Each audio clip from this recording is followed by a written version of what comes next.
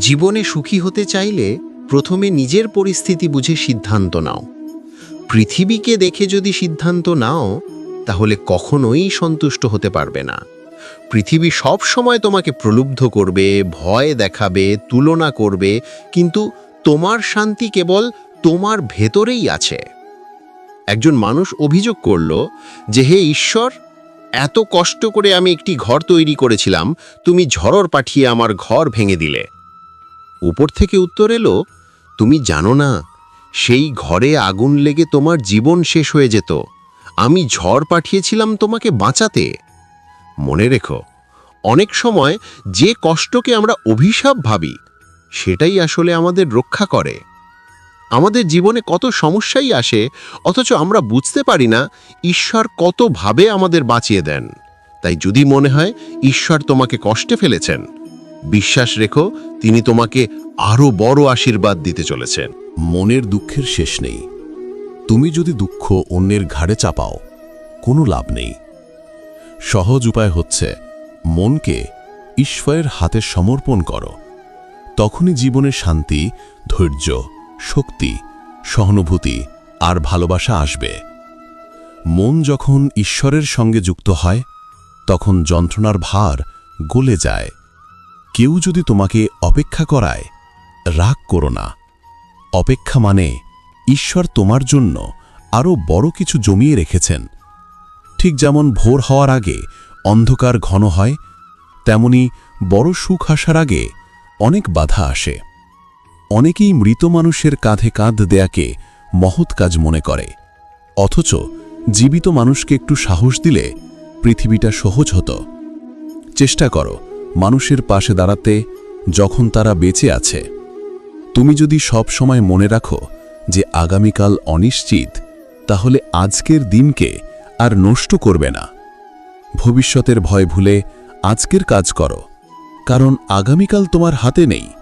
তবে আজকের পরিশ্রমই আগামীকালকে গড়ে তুলবে। মানুষের সবচেয়ে বড় শত্রু হচ্ছে তার নিজের অন্ধ মন। মনকে কখনো একা চালাতে দিও না, জ্ঞান দিয়ে মনকে নিয়ন্ত্রণ করো।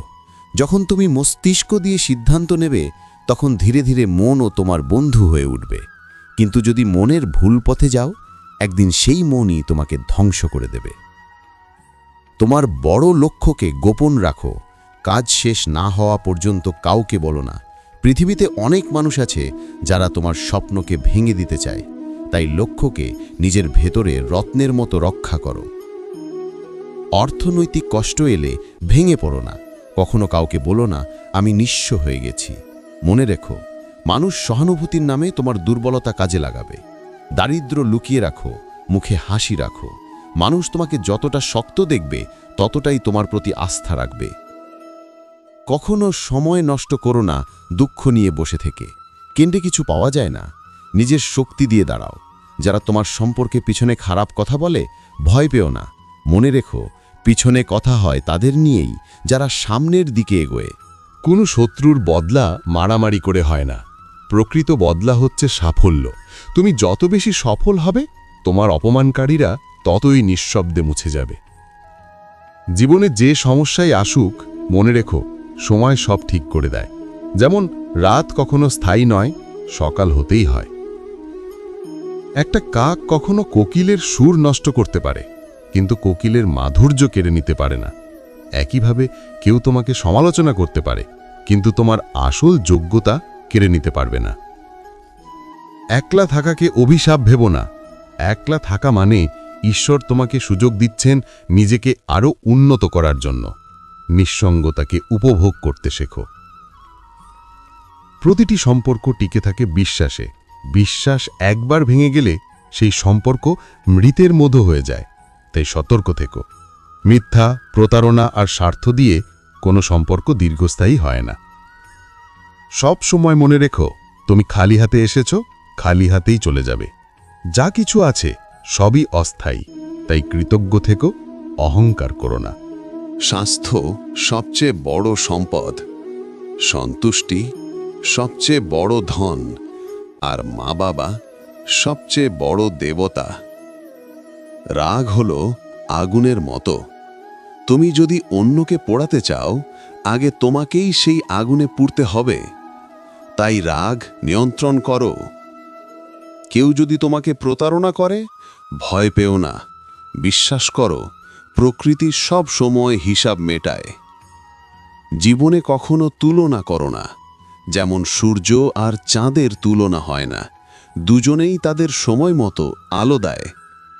যদি ভয় পাও, বুঝে নাও সেই কাজই সবচেয়ে সাহসী কাজ। ভয় মানে তোমার সামনে সুযোগ আছে।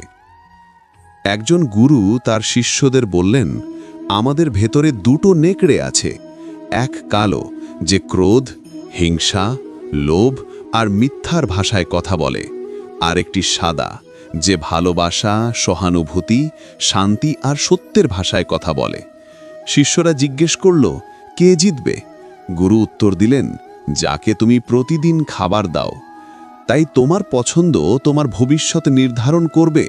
যদি তুমি প্রতিদিন নেতিবাচকতাকে খাওয়াও, তাহলে কালো নেকড়ে জিতবে, আর যদি প্রতিদিন ভালোবাসা আর সত্যকে খাওয়াও, তাহলে সাদা নেকড়ে জিতবে। জীবন একদিনের জন্য নয়, প্রতিদিনের জন্য। সুখী মানুষ সবসময় সফল নাও হতে পারে, কিন্তু সফল মানুষ কেবল তখনই পূর্ণ হয় যখন সে সুখী হতে শেখে।